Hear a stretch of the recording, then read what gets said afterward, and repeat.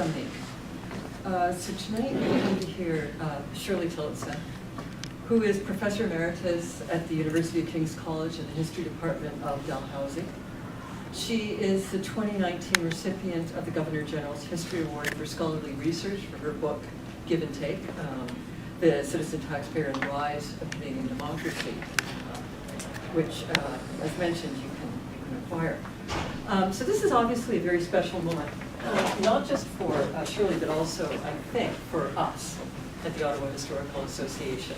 And I think Greg would probably agree with me that over the course of this association, this would mark something of an epitome in terms of the quality and excellence of the presentations and the type of people that have been speaking for us. And some of that, I think, may come from Dominique being our president, but also the fact that I think this may be the first time we've had a distinguished speaker from away. And so I want to thank the CHA who has sponsored this deeply, and then also mention a little bit of this also being a special moment for the Canadian Historical Association, the national and professional body that represents Canadian historians. So I've got here the intersections, and you'll note on the back cover a lovely photograph announcing this award to Shirley, which certainly marks an important moment, both for the association and for her, in terms of recognition of decades of dedicated research and discipline. And then I'd like to point out the Canadian Historical Review, which is the publication, one of the publications put out by the CHA. And this is in fact the 100th volume. And inside, if you open it up, you will discover an article by Shirley. And in fact, it is the Canadian Historical Review of 100 years. And one of the things that I was most impressed by as I worked my way through that was the kind of intellectual framework that she brought to that topic, which I think took those of us who work in small topical areas out of our narrow little silos to a higher level and a framework that allowed us to look at many topics in a way that wasn't perhaps so narrow and petty as some of us have maybe engaged in. So I think it took us to a higher level, and I think that's what scholarship is all about. And I know that she got an email from a distinguished professor to talk about the even-handedness of it, and I think that that's a sign of maturity in the profession and people communicating with each other in a meaningful way. And I think that that's really why her scholarship is so exemplified. Now you're going to notice a big improvement in the prose, because from here on I'm going to be reading her words. The mystique of money is about power, both to hide and to reveal. In tax rhetoric, money numbers, percentages, rates, dollar amounts, can be used to misrepresent reality. But studying money can also reveal the very bones of social and political order.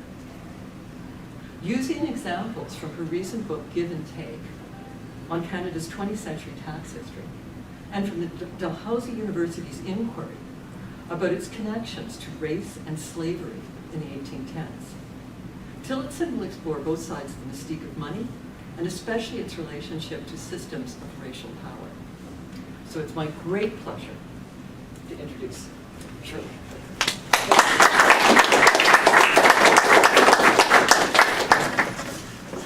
Thank you, Isabel. Kind introduction, and Dominique and Isabel for organizing and hosting the Ottawa Historical Association and the Canadian Historical Association for bringing me here tonight and giving me such an odd set of an odd request that it actually got me to think in a new way about my research. I hadn't thought of doing the combination that I'm going to do tonight. So I'll tell you about that in a minute. I also want to apologize to Lyndon for having misrecognized him, former Dalhousie student, who I thought was someone I knew from the Department of Finance. Great to see an audience of young and old profs, students, and people who I may well meet after the talk's over. I'm looking forward to your questions and comments on what I'm going to talk about today. So people are very weird about money, and they're even weirder about taxes. There's a lot of intensity there, a lot of emotional intensity. And as with many emotionally intense subjects, one of the things that you can do as a historian is try to demystify it, try to help people to understand how they work. People often think they won't understand tax or be interested in tax because of the numbers. They just think it's going to be tables and rates and percentages and horrible things that are not immediately transparent. And yet, as Isabel said in her introduction, I want to suggest that those numbers actually are so revealing that even if we use them sparingly in our communications, we need to actually investigate them deeply in our research. But the book, Give and Take, which I'm going to be talking about as one of the two angles of view today, is a book that I pitched as a cultural history of taxation.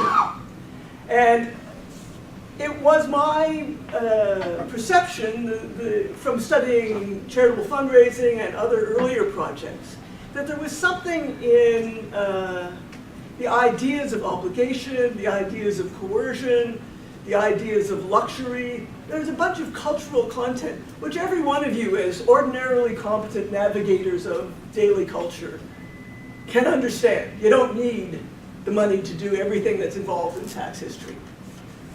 Okay, so first I'm going to give you a little sketch of both what I mean in cultural history of taxation, and also a bit of a sketch of the Lord Dalhousie panel on race and slavery, which was the other project I was asked to speak about tonight.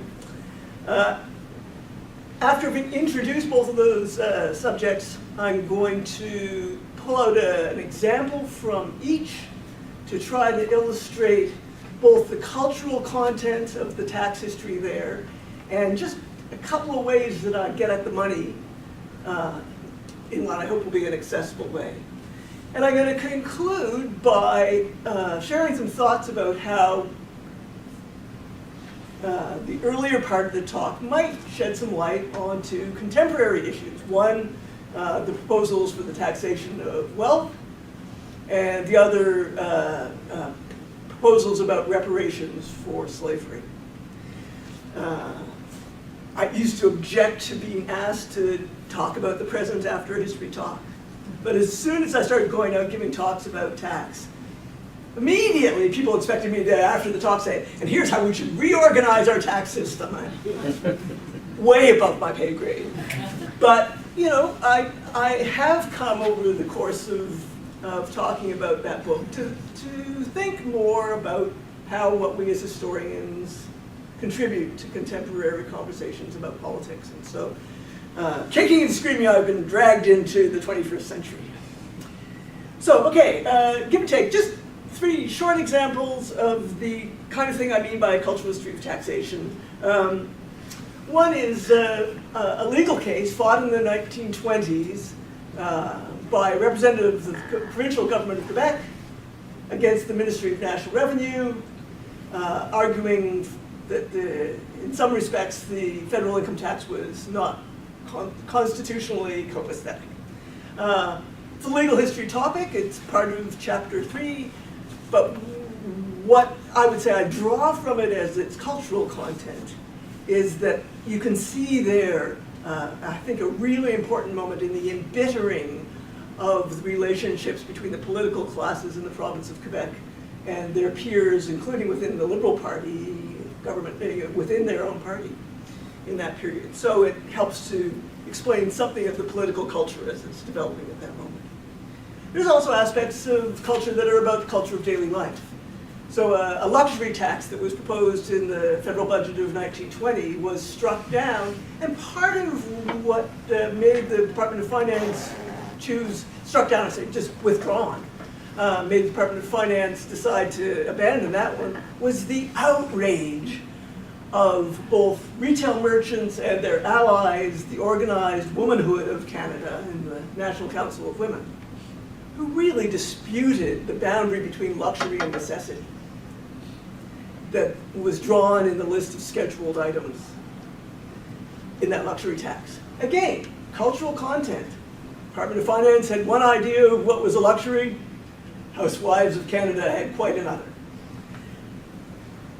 Finally, in terms of just these short illustrations, we have this idea, I encountered it time and time again as I told people about this project, that Canadians were cheerful taxpayers, that unlike those crazy Americans, we understood what was what and stepped up and did our bit. And I'm sorry to say that there's a lot of evidence against that in the book, although there's some for it. But I think I found the smoking gun of where that cheerful taxpayer story was created in the 1930s, at really exactly the time when President Roosevelt was going on major high-profile campaigns against tax evaders like a former Secretary of the Treasury, Andrew Mellon. In Canada, our Department of Finance, Department of National Revenue was saying, nothing to see here. Canadians pay their income tax. They're honorable and patriotic men, except for the 12% who are women. So the book talks about how that sort of public relations work, again, a kind of cultural concept, was performed for tax. So I hope that gives you some idea of what I mean by, in general, by a cultural history of taxation. Now, the other thing that Dominic says, oh, we want you to come and talk about your book. Could you talk a little bit about the Lord Dalhousie history of race and slavery, too? And I thought, okay, that's a stretch goal, how to put these two topics together in one paper. But it turned out, as I say to you, I think it was interesting for me and quite productive.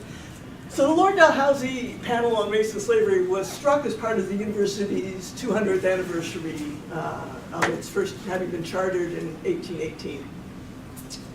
And at roughly the same period, Lord Dalhousie was the Lieutenant Governor of Nova Scotia. He came in October 1816, left in April 1820, so 3.5 years. Just before he came, a group of refugees came to Halifax, to Nova Scotia. Formerly enslaved people, men and women and family and their children from the Chesapeake region of the United States. And during the War of 1812, they had been encouraged to join the British forces in return for encouragement as settlers in British colonies. And some of the men of that community became the feared colonial Marines that were part of the attack on Washington. Those refugees, they're known as the Black refugees, War of 1812, were part of the community of Nova Scotia and of the Halifax area as Lord Dalhousie was trying to make his decisions as governor about how to improve settlement in the province. The guy illustrated here, we wouldn't have Lord Dalhousie on the cover, is Gabriel Hall, who came as a 12-year-old and succeeded as a farmer. This is him in his 80th year. And we wanted to talk about the relationship between Lord Dalhousie's founding of the university and these formerly enslaved people who he called a burden, constitutionally idle, slaves by habit and education. It was clear that he partook in the kind of white supremacist, they won't work unless we make them, culture of his day. So that was our charge as the Lord Dalhousie's Committee on Race and Slavery, to explore how his attitudes translated, if they did, into any kind of discriminatory treatment and disadvantageous treatment to the refugees, and to find out if there was any connection between the refugees and the founding of the college. So the college has, as part of its kind of myth, the idea that we are a university of exceptional tolerance and inclusiveness, because Lord Dalhousie's idea was that instead of being an Anglican college only, like the University of King's College and existing, Dalhousie would admit dissenters. It would admit, you know, maybe even Catholics. So it was, you know, a universally welcoming institution. Well, maybe not so. But certainly from that notion, today's present college takes something of an inspiration to say that it is a university that aims to have a broader view of inclusiveness. So those are the two projects that I want to draw from in my examples tonight.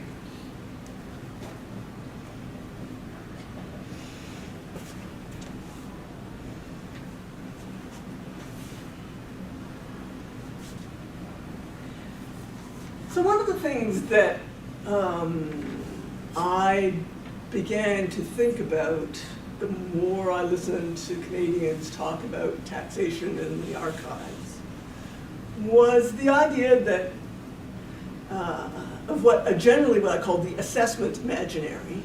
That is the idea of, you know, not entirely based on any sort of research or evidence, but a kind of hopeful or despairing view of what there was by way of taxable wealth, income, resources in the country. The assessment imaginary. Part of that is the idea of free riders. Now, you know, there's no question that in any collectively pursued object and collectively financed object, there are people who try to get the benefit of the project without contributing as much as others do, or with any luck, even nothing. And that's what I'm talking about when I talk about free riders, the notion that there is some class of people out there who are getting something for nothing, not doing their fair share. Unlike us, the good, worthy people. You know, the free rider always has the kind of self-congratulatory story as a paired item.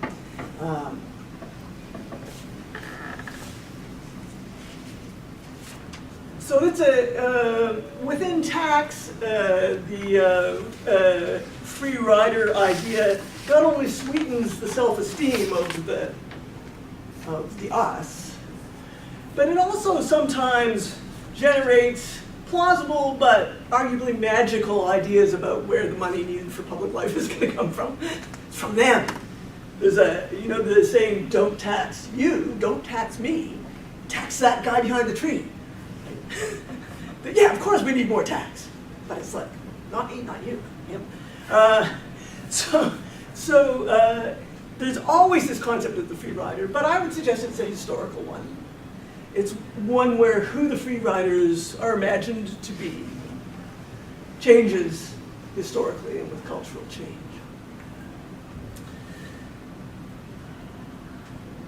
So in 1935, I have a great example of arguably the federal taxing authority not giving in to the free rider imaginary. After all, the taxing authority kind of actually has to know where the money is rather than just to make it up. And they got a letter, and they got letters, plural, of suggestions from the public about how to raise more money for what were the many urgent federal spending needs. Now, the feds had been working hard to improve tax collection since about 1927, when the whole customs and excise thing blew up and it was clear that corruption penetrated every angle of the federal revenue apparatus. And between 1926 and 1931, the income tax had been rearranged so that its levels of exemption were higher. So more lower income people were let off. Now, I'm sure you all know the story that, oh, the First World War income tax was a tax on the rich, no poor people paid it, and it's true that no poor people paid it, But, you know, the labor aristocracy paid it, like the men who worked in the train crews, and people who were, you know, maybe at the low end of the real estate business rather than the high end also paid it. So it actually had a bit more of a middle class incidence. And before 1926 and after 1931, it went quite far down into the middle class pay scale, especially for childless people, unmarried people, where the personal exemptions had been quite generous were small. But in 31, they'd started to, they dropped the exemptions, and they did again for 32. And so by 1935, the exempt income for a single person was only $1,000. For married, it was $2,000, down from $1,500 and $3,000. Anyway, numbers you don't need. Except to say, a whole bunch of people who had been relieved of an income tax obligation in 1926 had been reintroduced to it in 1931, and that made them unhappy, and the further enhanced enforcement effort.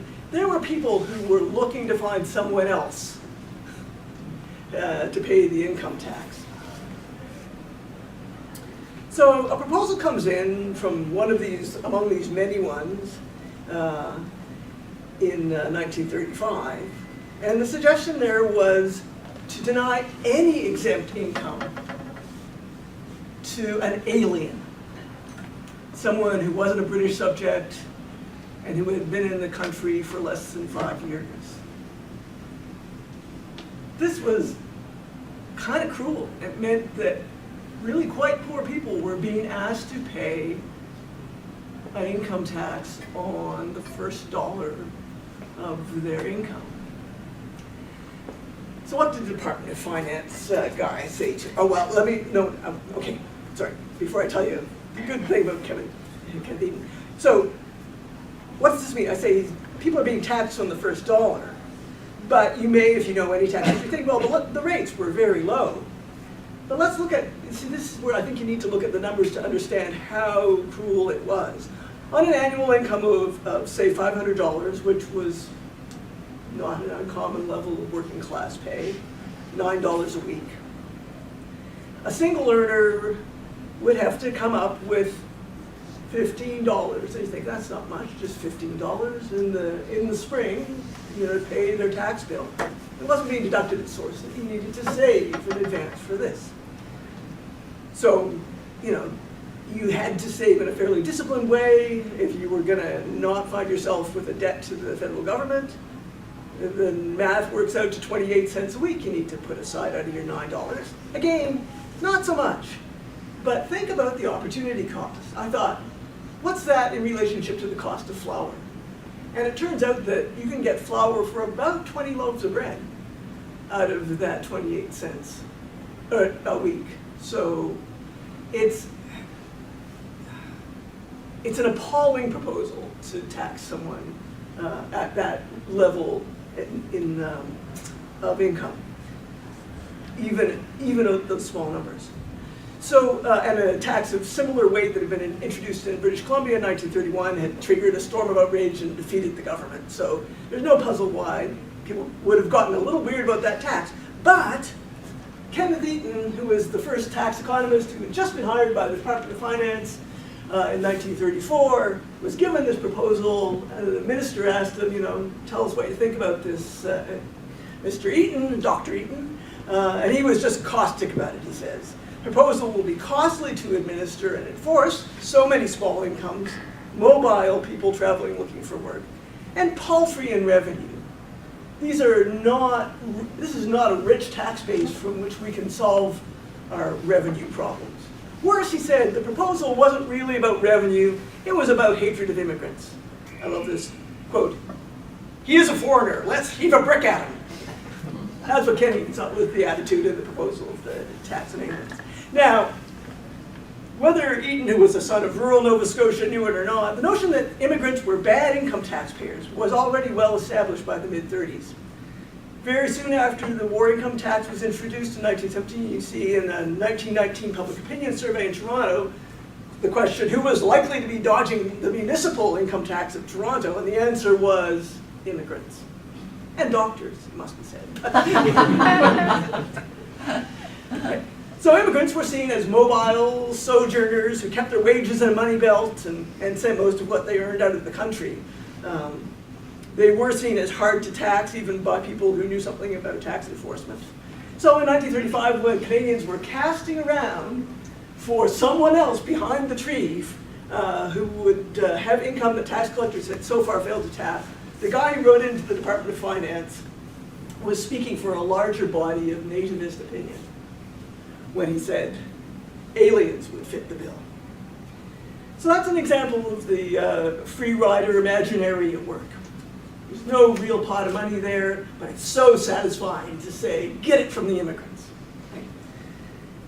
There are several other objects you will recognize. The Indians don't pay taxes as another example of the race-inspired free rider imaginary.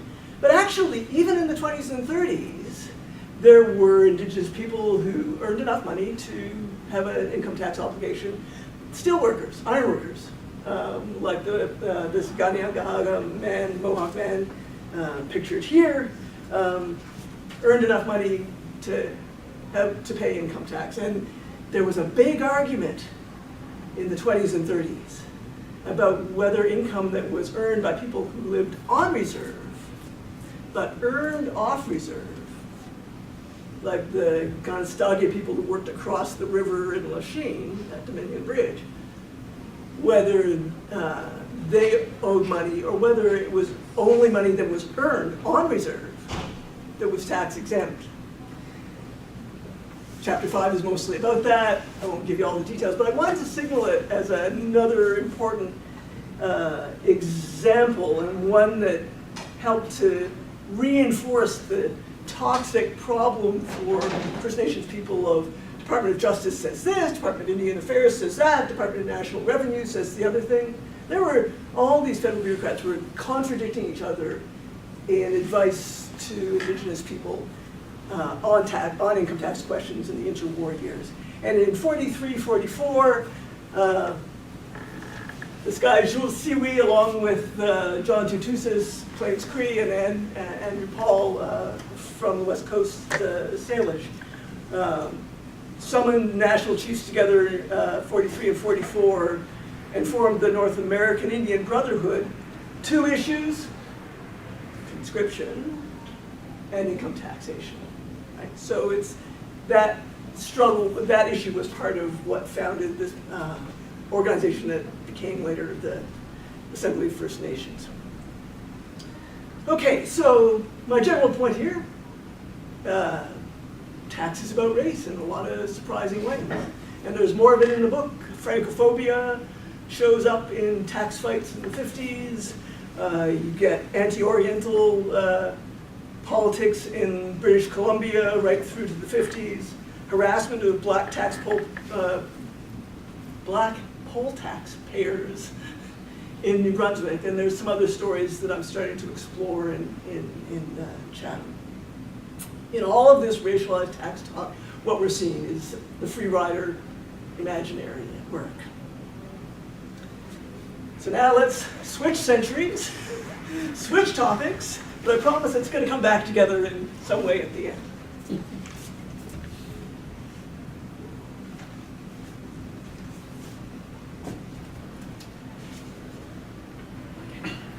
So many of you may know the American Universities and Slavery projects and the sorts of stories that they've been generating about, like Georgetown, 272 enslaved men and women sold by the Jesuit order, plantation workers in 1838 to keep the university afloat.